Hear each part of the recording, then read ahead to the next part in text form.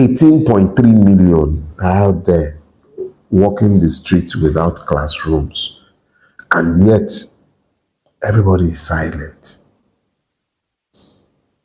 A young lady dared to complain, and she was there weeping about the reality staring her in the face in Nigeria. Unless she's going to start doing runs or have some sugar daddy somewhere or do something else other than whatever she's being paid, she can't live on what she's getting even from the government itself. She has to subsidize the government to serve Nigeria. And the only response Nigeria has to that is for people to be phoning her to threaten her. So my wonderful people, Mr. Dele Farotimi finally speaks out. This trending video of this NYSC lady that came out talking about the hardship she's facing in Nigeria. In fact, the girl really spilled a whole lot. I really commend her guts, her boldness, because it takes someone that has courage to speak out. So NYSC kind of called the girl, like reached out to the girl, threatening her to take down a video. Because in the video the girl uploaded, she complained about the hardship people are facing in Nigeria and how a lot of Nigerians are actually silent, but like endurance should be our second name, my people. And this video was trending all over social media. So this is what Dele Farotimi actually has to say about this.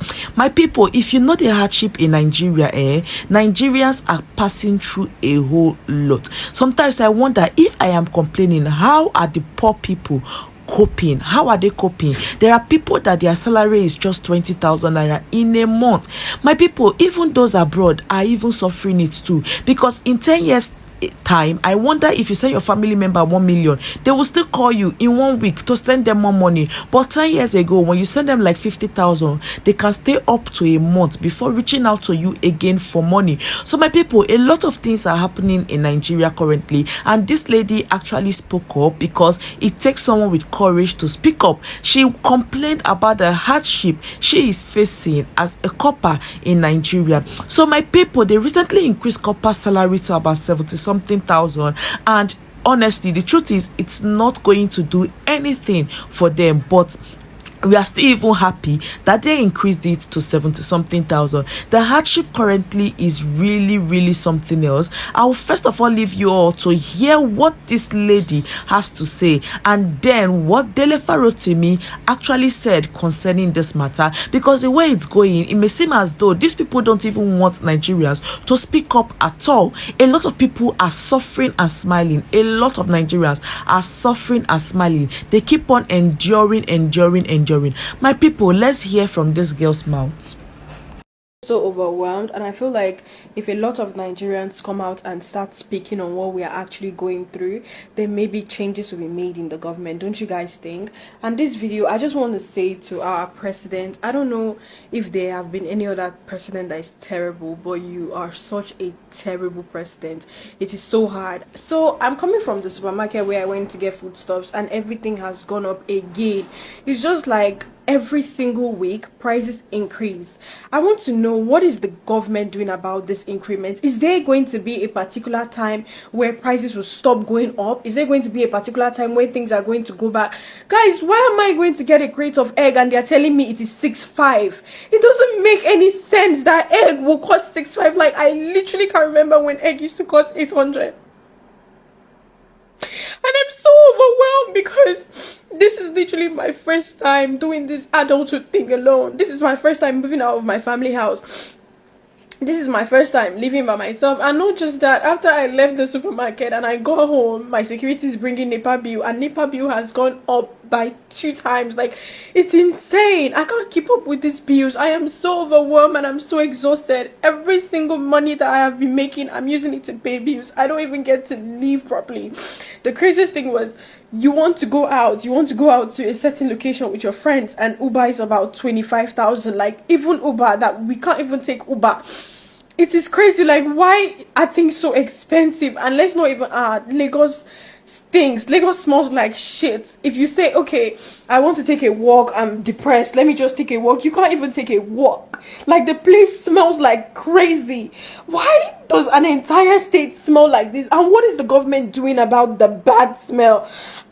Everything is just so overwhelming. You want to start up a business, and now you have to take a loan to start up a business, and the loan, you don't even know if you can actually repay it, because the business, I don't know, I'm just so tired. Like, why is no one saying anything about it? Being an NYSC corper, there's nothing beneficial about this whole NYSC thing. The money I spend on transportation is just more than the alawi the government gives me. Like, it doesn't, I can't keep up. Like, I'm so tired of this bill, and I can't keep up. I am overwhelmed, and I'm tired, I'm exhausted. It's too much, and I wish that we would start calling the government out heads on. For example, Tinubu, you are a terrible president. Like, what are you doing to help us? What are you doing to help the economy? You are so terrible. I'm so sick and tired of Nigerians acting like we are strong, and they say, oh, Nigerians, we are actually very strong. Oh, no matter how much they increase things, we still chest it. No, it is not cute. We are cowards. That is a cowardly behavior. You don't stand to ask people, oh, why is this expensive? For example, MTN, what the fuck is even going on?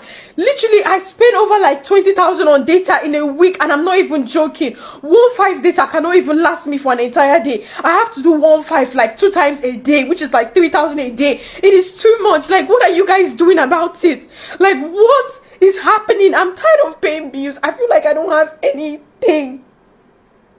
I feel like I don't have any achievement to call my own. Every single time that I work hard, I'm spending it back in the economy to pay bills, and I wasn't created to pay bills. I'm just really tired, and I just want our money to count for something. And when is the government going to actually start working? Because Nigerians are so classist. Everybody now wants to behave as if they are rich. Everybody is faking wealth.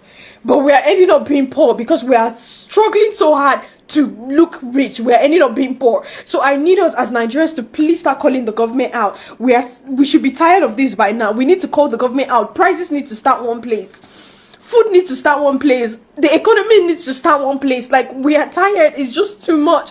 The more you work hard to achieve something, the higher it gets. The dream car that I was saving money for has literally gone double. I can't even afford it anymore. Instead, I'm going to use my money to buy, to just keep paying bills. And now house rent is double. Like, I am so sick. And I'm so tired of this. And I really need the government to intervene because I am so overwhelmed.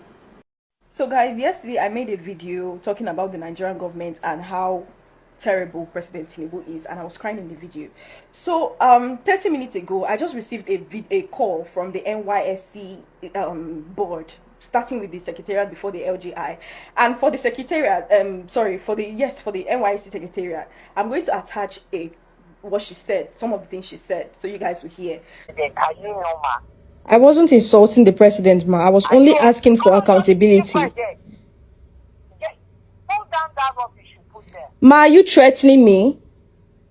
Hold down that rubbish. You are not talking to your mate. She called me and she was shouting and she was threatening me to take down the video. And I'm in my first mind, I'm like, wait, how did they get my phone number? And then I realized that every NYSC corper has to fill a file with your phone number and your address. I'm like, these people actually have my house address and they know where I'm staying. And now they have started calling me first to threaten me. It is so bad that you can't even just pick up about the government because they feel like they have chains to hold you. You're already calling me to threaten me. And this is, I will literally attach what she said so you guys can hear. She was telling me that I was insulting the president. I never insulted the president. I said he's terrible. That is not an insult. It is a statement, and I did not go on and start saying, oh, Tinubu, you're this, you're that. I just said he's a terrible president. And it's okay for a government, for a body to identify that, okay, this person is actually terrible at their job. So why is it a problem that the NYSC government, NYSC secretariat, or NYSC board will call me to threaten me? Like, why is that okay? That I can't speak up for something that is directly hurting me? Why is it okay that they will call me to threaten me under 24 hours that I made a video? Why can't Nigerians speak up? Why are they holding us in chains? Why do they feel like everything that we do, they have ways to control us? Let me tell you guys something, NYSC NYC board or whatever, if you guys have come together and you like, maybe you're not calling me one by one to threaten me, that's fine.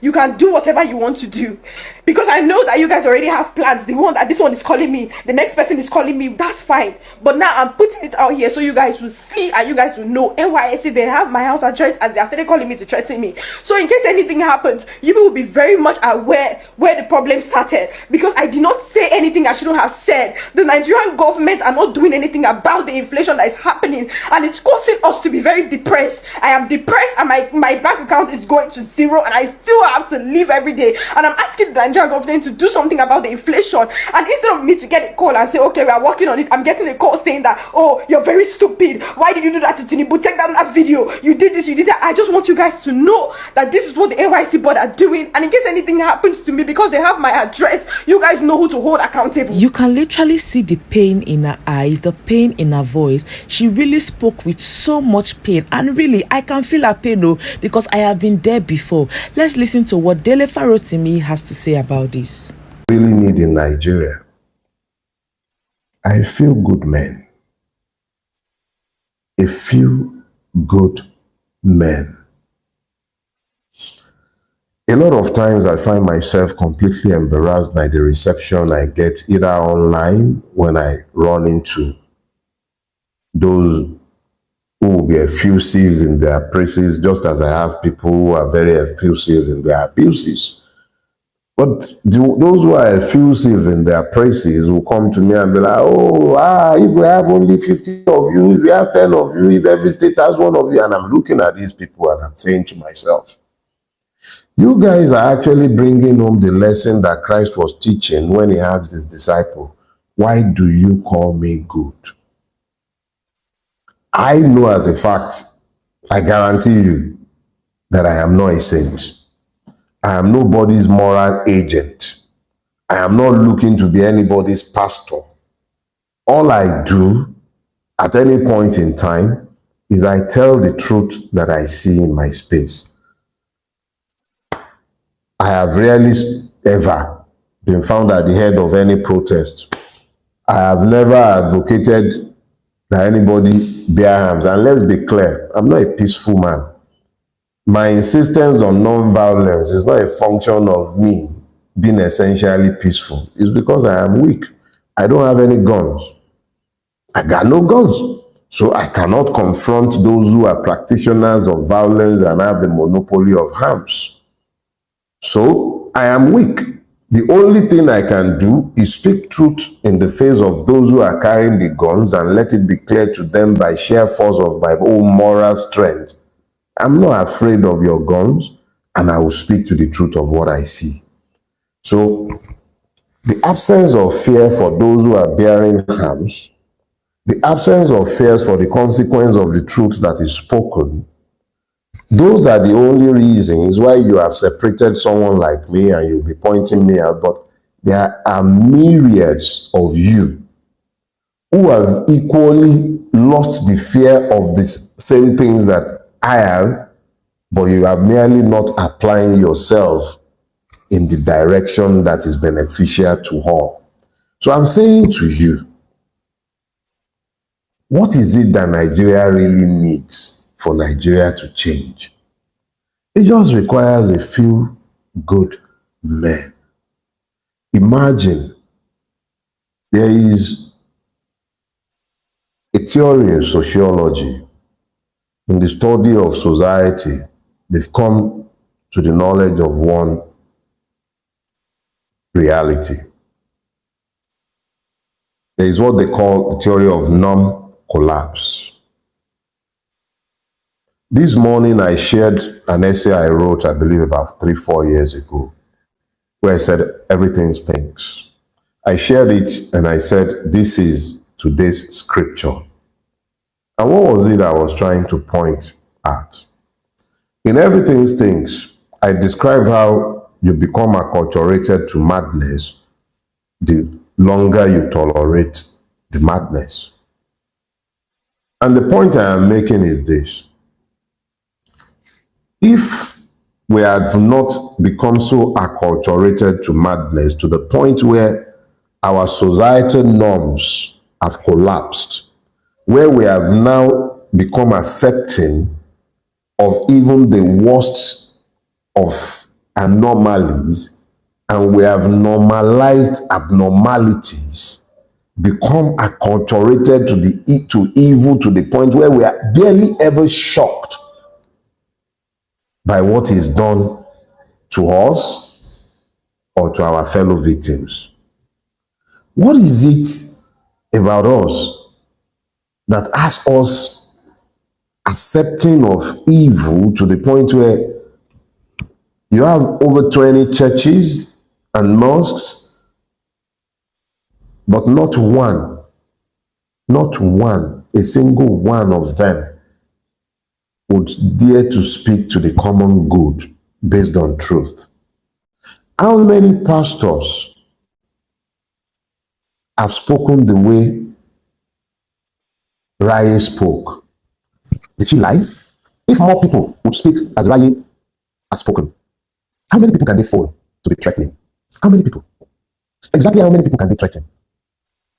How many? It is when we are collectively silent that we isolate those whose voices we should be echoing and then render them as outliers. That gets to be picked off by a self-sustaining system reinforced by our silences. Why are we accepting of evil? Why? Exactly what is it? So when they talk about us having 200 million Nigerians, for instance, even accepting of the fact that weaponized ignorance and weaponized poverty has overtaken Nigeria for generations now, at least 2 generations, have been afflicted by deliberate systemic weapons of ignorance and poverty. The system says it is capitalist. There is no capital for anyone looking to do business. The infrastructure for entrepreneurs are simply not there. Our banks declare fantastic profit in an economy where they are not lending. So the question is, where are the feel-good men in the banking sector? Where are the feel-good men amongst the clergy? Where are the feel-good men in the universities and polytechnics? Where are the feel-good men in the trades? You look around, and you're on the tube in London, and right there on the wall, decorating one of the many banners you see in the underground. Help, children missing from school. Nigerian children missing from school. Where are the feel-good men speaking to this evil? Our senators, to even call them our, to own them, is self-libeling and self-denigrating. The senators and House of Reps members sat in Abuja, the governors, all those who pretend to rule the people. How can they possibly find any comfort in the knowledge that over 18 million children under the ages of 14, from ages 4.5 or 5 to 14, 18.3 million are out there walking the streets without classrooms, and yet everybody is silent? A young lady dared to complain, and she was there weeping about the reality staring her in the face in Nigeria. Unless she's going to start doing runs or have some sugar daddy somewhere or do something else other than whatever she's being paid, she can't live on what she's getting, even from the government itself. She has to subsidize the government to serve Nigeria. And the only response Nigeria has to that is for people to be phoning her to threaten her, and that's okay. How many churches are going to protest against that kind of thing this morning? How many mosques have had something to say about that and would have something to say about that? Where are the few good men and women in this society of ours? Where are they? You got churches and mosques everywhere, and yet evil has become so prevalent. Exactly where? What is the purpose of your religiosities if you are by your silence complicit in the evil? Let's try and understand something. When you have a society that has come to illustrate normative collapse as our own has apparently done, it will take a few good men and women, people of good conscience, deliberately and intentionally speaking out against these evils for them to ever be reversed. If you continue to keep quiet in the face of these existential evils, to the point where the only thing that issues forth from what should be the last refuge of the common man are these obscenities, you call yourself an SA and you're a retired jurist, and you're seeing this evil and you're quiet, either because you profit from it or because you are complicit in it. Do you know what judicial anarchy does to a society? When the people lose confidence in the ability of the judiciary to give them justice? Do you know? Look at Rivers State. Beyond the fact that it's a squabble of thieves, do you see what has been done to the judiciary in the pursuit of narrow interests? Are you looking? Do you understand the long-term consequences of the damages that have been done to the institutions? Do you guys even understand the fact that once men are dead and long gone, what they did in the name of institutions become part of that institution? What happens to the doctrine of stare decisis in the midst of this judicial anarchy? Where are the feel-good men in the judiciary? What has happened to them? The shameful religious institutions, particularly the Pentarascals. What has happened to you? What has become of you? Exactly what has become of you? How can a country go to the dogs like this and you're still speaking in the name of Christ? Mammon has become your God. You don't speak to the substance of what the people are dealing with, to the point where a young lady dared to speak to her pain, verifiable pain, and she could be victimized in spite of all of you. Shame on you. Where are the few good men? Now, a man is good does not mean he's free of sin. It simply means that he abides by the truth. Where are you? What has happened to you? How is it possible that today we can speak to finding more good men in the police than in the judiciary. Think about that. 99 out of 100 judges do not need to be corrupt for the judiciary to be corrupt. All it takes are just 5 corrupt judges out of 100. Just 5. And corruption is not necessarily about taking money. It's simply about not doing justice, whether because of your prejudices or because of your ignorance. So where are the few good men? Why is it that, when a society progresses to the point where a man feels safer to label himself insane on account of what he would have to say, but that the society would rather not accept? It's not a function of him saying the wrong things, but because that truth might be more palatable to the hearer if they believe that the speaker is insane. What kind of society have we built? Exactly what kind of society? So I have come around this morning essentially to demand of you, stop looking for vote runs, because it's not vote runs that it will take to change our circumstances. Just be one of the few good men. Speak to the truth of the things you see. Stop allowing yourself to be blinded by ethno-religious idiocies. Just speak to the truth. The society is imploding because of the lies that we have accommodated. The society is collapsing. We actually illustrate non-collapse. Google it when we're done. Take it out. Our society is imploding. And this should not be so. Yorubas will say, Okmorokago. Not about plenty talk. It's about me wanting to awaken you this morning to the need for you to become one of the few good men and women who have to catalyze the changes that Nigeria requires if it's not to implode. But as I've been saying for some time, if you do not know purpose, abuse becomes inevitable. All this atotoarere, the dogontrenchi, the constant talk, all day, all week, all night, the purpose to which I have given my life is to awaken you to the need to become citizens. I have no guns, and as I've explained to you, I'm not a peaceful man. I'm just a weak man. I have no guns, and I can't fight a man with guns, carrying guns. But I can fight him with the truth. And the truth is enough at any time. The truth is enough as a weapon, and it is sufficient as a shield. And the truth this time around is that the Nigerian state is forced to play the game of pretense.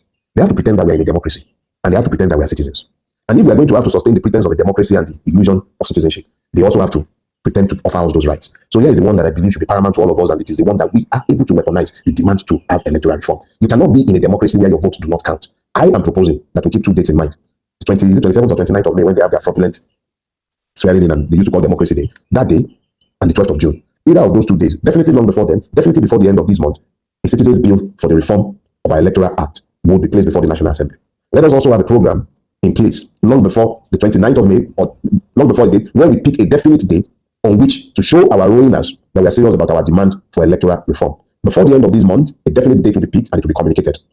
Without electoral reform, any talk of an election in 2027 is delusional. You see the politicians talking about alliances.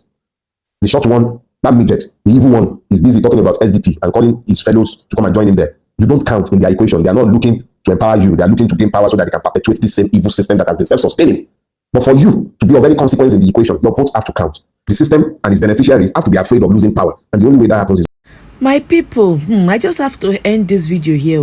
When I don't hear waiting Mr. Dele Farotimi get to talk, my people, make una leave una own thought for the comment section. But it's really so sad. It's really painful, but it's well. In all, we keep praying and hoping for a better Nigeria, especially for our children, because they are more important at this point. We are already seeing the struggle. Now we pray for a better Nigeria for our children and the young ones upcoming.